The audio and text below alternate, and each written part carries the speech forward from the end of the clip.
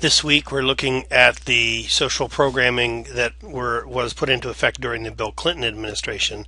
This covers the period in the late 1990s and through the turn of the century into 2001. On either end of the Clinton administration were Bush administrations. George Bush the first was president through 1992 and was defeated when he sought re-election by Bill Clinton. And in the year 2000, at that election, George W. Bush, the first Bush's son, defeated Al Gore, who was Bill Clinton's vice president, for the presidency. In fact, that 2000 election was really quite controversial in that, well, if you may remember, there was quite a bit of battle going on around different kinds of issues related to votes in different states, most particularly in Florida, I believe, during this election. And the Florida vote was very close, very important, because the votes for the electoral college that Florida held were critical to deciding who was going to be president. The electoral vote, actually the popular vote, was so close, and in fact Al Gore wound up with more votes in the popular vote than George Bush got, and yet because of the way the electoral college votes fell, George Bush gained the presidency, but only after the United States Supreme Court stepped in and made a ruling on the Florida elections, and that really handed the election to George Bush. Really wasn't much of a surprise to those of us who were expecting this, because the Supreme Court is now, and was at that time, quite a conservative bench, and it was pretty clear that they would likely favor Bush over Gore. And so in the election of 2000, many people say really the Supreme Court justices were the ones who determined who was going to be president. But I'm getting ahead of myself here, and we're really talking about the Bill Clinton administration. Bill Clinton was a Democrat, and he was voted into office, and a lot of people had some hopes of more liberal programming once again. He was the first Democrat elected president since Jimmy Carter lost the election in 1980 to Ronald Reagan, and only the second Democrat since the end of the Lyndon Johnson administration in 1968 to be in the White House. However, Bill Clinton was quite a politician, and I think was very adept at being able to sense the political winds, and so his positions really shifted throughout the 8 years that he was the president. There was certainly a period of prosperity economically speaking, so that by the end of the Clinton administration, the budget actually had a surplus. Many people attribute this to Bill Clinton. Others say that he was just in the presidency at the right time, but nonetheless, it was quite a different era than today. After Clinton defeated Bush in the 1992 election, one of the first things that the administration did was to introduce the concept of a national health care plan once again, and President Clinton nominated his wife, Hillary, to head that campaign and to head the committee that was to develop and propose a national health care plan for the nation. But there was quite a reaction to that, and we'll talk about that in a few slides. In the middle of the first Clinton administration, the first 4 years, there was what was known as the Republican Revolution of 1994 during the midterm elections, and the Republicans gained control of both houses of Congress. And so Clinton was put in a position where he needed to rethink his direction if he was hoping to get reelected in 1996. And what we saw during this administration was eventually a reversion to political themes that entailed less eligibility for the poor, women, and children, and unemployed, and many programs which reflected a hatred for women with dependent children in particular. Programs during this era became increasingly de-federalized and sometimes privatized. There were less federal interest in poverty programs and in civil rights by the end of his administration, and more focus upon tax programs in particular that supported the wealthy and supported corporation, and especially the transnational corporations. In the effort to establish the National Health Care Program, Hillary Rodham Clinton led this task force and was hoping to implement a program that would be based upon government-sponsored managed care. This is different than what Obamacare, as is popularly known today, proposes. One of the most controversial things, in fact, in Obama's national health care plan is what they call the individual mandate, where it would require individuals without insurance to purchase some type of insurance keeping it in the health insurance then in the private sector more or less, which has been one of the big concerns, I guess, for opponents with the national health care plan, is they don't want a health care plan that is managed by the federal government and run by the federal government. That's that single payer system that one of your group projects studied, in fact. The American Medical Association often is involved in the politics surrounding national health care, and you can pretty much bet that they fund opposition to the plan.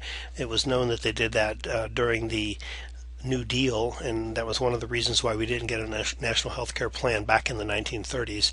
And they were certainly quite active in the 1990s in opposing the Clinton program. So eventually this proposal for the national health care plan fell through. One of the big arguments against the national health care plan was saying, take a look at Canada and see how unhappy people are with the quality of health care there, and so on. Now, if you saw the Michael Moore movie that you were to have watched a few weeks ago, at least according to Michael Moore, that that's not at all the case. And there has been a lot of people who believe that this comparison that we draw with the Canadian healthcare system really is a false comparison and is something that's intended to scare us away from the concept of a national healthcare plan. So a backlash against Hillary Clinton's leadership in particular, for some reason, developed and really doomed these reforms very early in the Clinton years. Later on, they said that they felt that they probably tried to push it too much too fast on the country, and believed that if they had to do it over again, they might have tried to do it more gradually. But in any event, that's what happened here. So by the 1994 midterm elections, the Republicans were popular once again and took back control of both the House and the Senate. The new Speaker of the House was Newt Gingrich, as somebody's familiar to us these days, I believe. And Gingrich led this Republican revolution, and one of the linchpins of the change that they were proposing was what was known as the Contract with America, which promised a balanced budget and an end to social programs in many different areas, as well as tax breaks for the wealthy. Among other things, one of the things that Gingrich was proposing in those days was that it was preferable to put children of welfare mothers in orphanages rather than to continue to provide them with cash payments for raising their kids. It kind of harkens back into the 1840s, if you remember, when we were saying that direct aid shouldn't be, institutions were the way to solve problems, not providing cash assistance to the needy. And here it was not only consideration that the children would be better off, but really was also sort of kind of a vitriolic campaign against mothers, unwed mothers with children. And so this was one of the things, and really got quite a bit of attention at the time. The Contract with America blamed the national deficit on the lack of personal responsibility of public dependents, and certainly had no mention made of any faulty elements in the tax structure or our federal fiscal policies. So this was an era of really, the partisan politics that we're so used to today really kind of began back in the early years of the Clinton administration with this sharp divide between the Democrats and the Republicans. Phyllis Day refers to the Contract with America as the most overtly anti-woman, anti-poor legislation ever passed in the United States.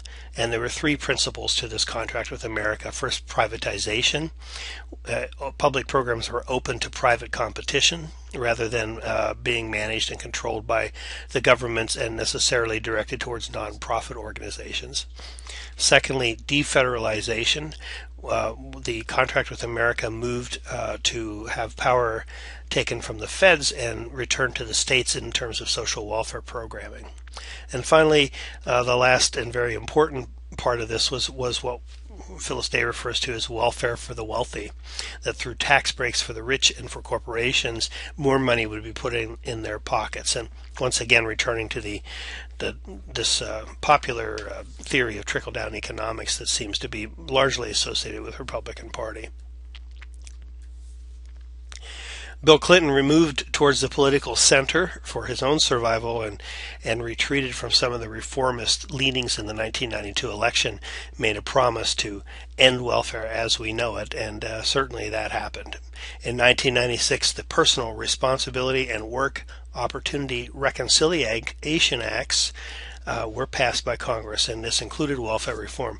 Now, this was I think, the third welfare reform measure that was passed along to Bill Clinton, and he had turned down a couple of them that he felt were too harsh, but finally wound up signing off on something that probably was really didn't speak well about his own social programming, and didn't fit probably with what he intended to do when he became president. The AFDC program, which was the Aid to Families with Dependent Children that was created by the Social Security Act, was replaced by a new program referred to as Temporary Assistance to Needy Families, or TANF is how the TANF is pronounced, TANF. And in Alaska, our TANF program is known as the Alaska Temporary Assistance Program, or ATAP, and you may have heard of that program. But TANF is the federal program, and then the states, again, the states have a lot of power to determine what they do with the monies in this program. But TANF, the federal program, absolves society of its burden of the poor, homeless, and hungry people by law. Their lives are now their own responsibility. TANF eliminated or significantly modified programs such as the AFDC program. As I said, that was eliminated. There was quite a tightening of eligibility with the SSI program, the Supplemental Security Income Program. The Jobs program was eliminated, and the food stamp program, I think, actually was also handed over to the states, and significant modifications made to that. Many of these programs were merged into public assistance block grants, allowing the states more power to determine how to implement these monies and where to determine benefit levels needed to go. So as before the federalization of SSI that occurred, I think, during the Nixon administration, if I remember correctly, once again, we're returning to a spot where the states had more control over benefit levels, and the federal government had less to say about these minimum wages, minimum earnings. Racism and sexism, Day says, were legitimized under the guise of personal responsibility that sets up people for problems, blame, and punishment. There are 3 or 4 basic requirements in the Temporary Assistance to Needy Families program, the TANF program, and the first is the 24-month limit to benefits. So when an individual begins to draw temporary assistance for needy families, again in Alaska that's ATAP, there is a 24-month limit by which time they need to be working and off of public assistance. So the goal here is for recipients to be working or in job education programs and end their benefits. There is a lifetime maximum of benefits of 5 years, and this includes child recipients after a period of time that the state decides how long it has to be, but there is a period of time where they have to be out of benefits, away from drawing benefits, before they can start drawing once again. So 24-month limit at one time, maximum benefits of 5 years for recipients, including children.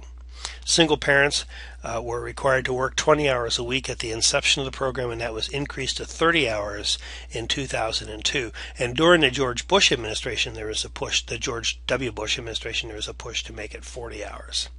So clearly, there really is an interest here in single mothers spending time with their children. It was poor mothers, at least, spending time with their children. The emphasis would be what was more important was that they be working and not raising their children, and the children would be able to go to daycare. And as we'll mention in a minute, the daycare system is one of the keys to this working properly. In addition to all of this, TANF required that the client sign an IRP, or an individual responsibility plan. There was an agreement that certain things would happen within their home in order to receive benefits. Aside from all those other eligibility things, these are some of the behavioral control things that TANF put in place that included an agreement that their children would be in school full-time, that their children would be immunized, that the recipient mother would cooperate with the child support enforcement to establish paternity of the father of the children, and if she didn't do that, she would lose benefits, and that she would work or engage in job training. So this is all a part of her IRP. As I said, child care funding was a major consideration for this plan, but it was because if a single mother is going to have child care in order for kids to work. And I think both Phyllis Day and Karen Seacom talk about the concerns that the mothers have about child care facilities. Many of them are subpar, don't live up to the standards that a responsible parent would want them to live up to in order to provide care for their kids. And so setting all of those concerns aside, the whether or not child care even was available was another thing. And payment for child care was guaranteed only for the first 2 years in over half of the states while implementing TANF. And so, in other words, after 2 years at the most mothers would be on their own as far as providing for child care. Families earning less than $14,400 spend 25% of their income on child care, a quarter of their income. And in 1999, 12% of eligible children were receiving federally funded child care services. That's 1 in 8 or 1 in 9, something like that. And Phyllis Day says that certainly TANF saved money for the federal government and for taxpayers, but consider, and this is an important thing, consider that public assistance costs only 1% of the federal budget. So we're talking here about reducing the federal debt by getting people off of welfare, and yet we're only talking about 1% of the federal budget. A change in federal priorities, she says, say at the corporate level, would easily make up for 1%. But of course, money wasn't really the issue, nor was it the reason for TANF. Those can only be found in our societal values. And she talks about how our American values are reflected in the TANF program. For instance, patriarchy. Intentions are clear. Women need to be controlled from the first onset of sexuality, and the penalty for being uncontrolled might be starvation and homelessness. We out of sight, out of mind such women. What happens to them is their personal responsibility, not ours. Barbara Ehrenreich is also mentioned in this chapter, and she's quoted as saying that the welfare mother makes an ideal scapegoat for the imagined sins of womankind in general. She's officially manless in defiance of the patriarchal norm. You remember Ehrenreich was the woman who wrote the book Nickel and Dimed and who lived the life of a working class woman trying to make ends meet for several months. And so those are some of the patriarchal overtones to TANF. Day also points to how the the Puritan morality, that value is also reflected in TANF, in that the intent of Congress, as stated in the Clinton legislation, was to restore the American family, reduce illegitimacy, control welfare spending, and reduce welfare dependence. And this is referring to welfare recipients, their lack of responsibility saddled the moral, that is the working and married public, with a monstrous budget deficit so that the public pays for their sins. Protestant work ethic and capitalism also tied into reflected in the TANF program. It is unrealistic to believe that 2 years of job training could address the problems of poverty in the United States. And I do believe that Karen Seacom demonstrates this very clearly in the chapters that you have hopefully read for this week. Training and retraining will not replace jobs destroyed because of new technologies or those moved to other countries. Our expectations of income-producing work for every person is anachronistic. However, we continue to demand workfare for the poor, even though their work is unneeded and unavailable. As we had covered in some weeks back, the question of whether or not we really need to work anymore is one that needs to be considered. And yet we still look down upon people when jobs aren't available. We look down on people who aren't working. Other social legislation was affected during the Clinton years, and as I mentioned, the SSI benefits had tightened up significantly, and the Earned Income Tax Credit, the EITC, and dependent care credits were watered down in 1995. Now, the EITC and the dependent care credits were available for the working poor. SSI was for those people out of work. And these two programs, or these three programs, I guess, together really kind of simulate a guaranteed annual income for the nation. If depending upon how much you earn, for instance, if you don't earn a lot, you can get money back when you file your taxes with the Earned Income Tax Credit, the EITC, and dependent care credits also. But these programs were watered down during the Clinton administration, although they were not eliminated, at least. But nonetheless, the EITC was eliminated for 2/3 of the working poor in 1995 legislation. Healthcare remained out of reach for much of the working poor. No progress was made in terms of a national healthcare plan. Medicare premiums went up. The American Association for Retired People, AARP, opposed this quite vigorously, and a few years later found itself being investigated by Congress for corruption. It's an interesting little footnote there that Phyllis Day believes was an indication, or was a message sent to AARP about opposing too much legislation from the federal government. Medicare, of course, is that program that goes along with Social Security that provides for health care for the elderly and the retired individuals. Medicaid eligibility also tightened for some, although one new thing, sort of a bright spot at least during this period of time, was the Children's Health Insurance Program, or CHIP program, and that, again, is the federal program that provided money to expand Medicaid to uninsured children who live at 200% of the poverty level. So it extended Medicaid benefits to children of working class families, not just the children of working class parents, at least. In Alaska, this is referred to as Denali Kid Care. So this was something that started this the CHIPS program. This has come under assault from time to time in Congress. We have a conservative Congress at the present time, and there was some thought there a few years back that the children's health insurance programs would be allowed to lapse or would be cut, and I think at one point there was some cut in eligibility. They rolled back some of those benefits, I think, but nonetheless the program continues at this time. And then Congress kind of leads an assault, and eventually the president joins in on this, although not so much Bill Clinton, but in the next administration, on Social Security and Medicare. Social Security and Medicare in particular are accused of bankrupting America. And the question is, is it really that Social Security is bankrupting America, or is it the other way around? Aside from Medicare, and you do pay a separate tax for Medicare in your paycheck, you've noticed.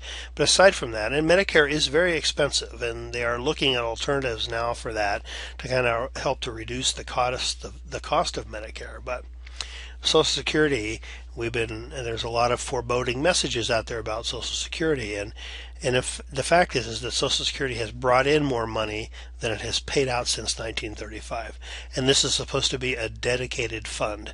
The Social Security tax is supposed to go into a fund that is specifically used to pay Social Security benefits and nothing else. Al Gore was very famous during the presidential debates in 2000 by saying that the solution to the Social Security dilemma was for the federal government to stop borrowing money from Social Security, to put that money into what he called a lockbox, and to keep it in that lockbox to protect the funding of Social Security. If indeed that fund was allowed to be alone, if all the money that the feds have borrowed from it were allowed to be left alone, they would continue to be solvent for the next 30 years or more as it presently stands. But the federal government raids the Social Security fund and manipulates the budget so as to overlook the debt that it owes to Social Security. So there's a refusal to return funds to Social Security. It just hasn't happened. And the U.S. government, in fact, is probably the one that is bankrupting Social Security, blaming it on, right now, the baby boomers and more people retiring. In fact, the feds, if they'd leave their hands off Social Security, it would probably be a lot better off than it is. In fact, Phyllis Day points out that raising the retirement age for full benefits would address the issue of Social Security funding for a long time to come. And so it really isn't necessary to eliminate or alter Social Security. What's necessary is how the federal government deals with the program and the money that's brought in those taxes. There were some other socioeconomic trends in the 1990s. The Supreme Court was led by William Rehnquist, who was a very conservative Chief Justice, and was made up mostly of Reagan and Bush appointees. George H.W. Bush, the first Bush appointees, and so most of them were not what we would call constitutional activists. They were very conservative, for the most part, very conservative leaning justices. And this court reinterpreted many affirmative action and civil rights laws in an increasingly conservative manner. And Phyllis Day talks about a few of them in her text.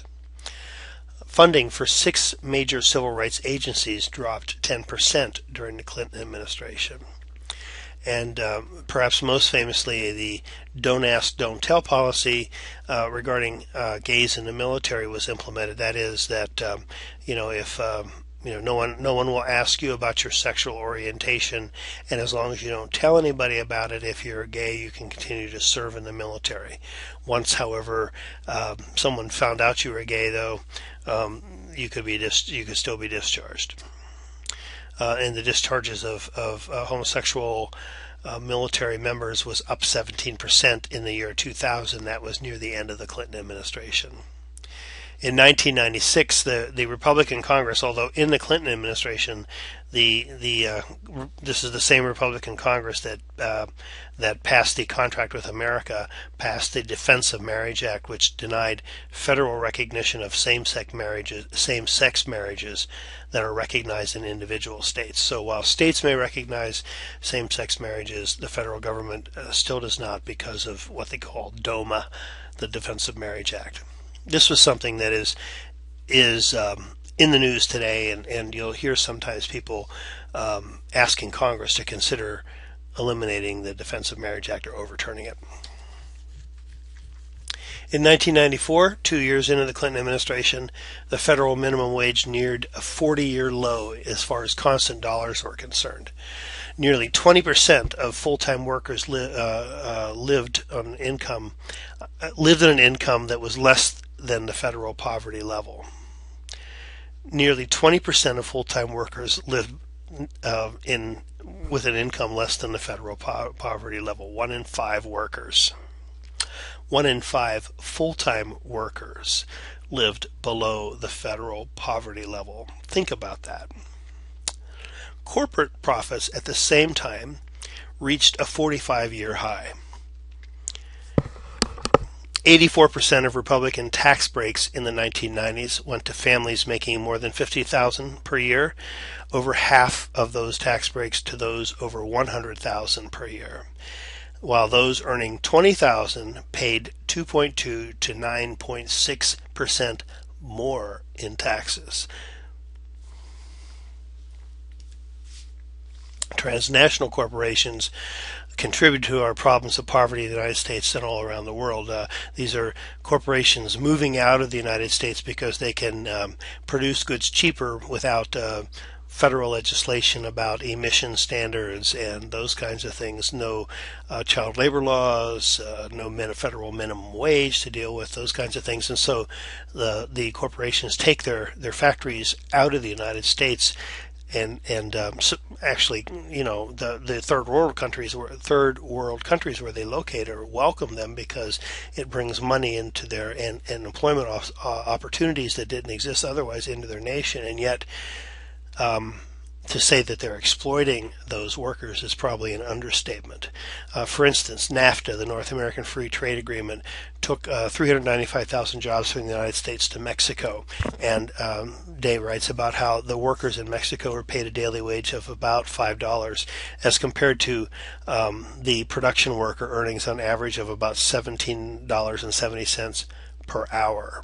So you can see that the transnational corporations make a lot of money, or certainly prop up their profits by taking their manufacturing out of the United States. Not only in terms of wages, this is just one way to do it, but you can see they save quite a bit of money here. But of course, that takes jobs away from Americans, and so it really hurts the economy and the poor in many, many ways. Phyllis Day concludes the chapter with I think, a rather telling statement that says, "We know how to end poverty, but what we lack is the mere foresight to accomplish it. Our societal aim today is not to end poverty, but to make profits, and the targets of society's largesse are not the poor, but the rich. This has set new patterns of society, patterns that divide us and set us against one another. We are now at a moral and professional crossroad with the conservative elite muscling out the poor."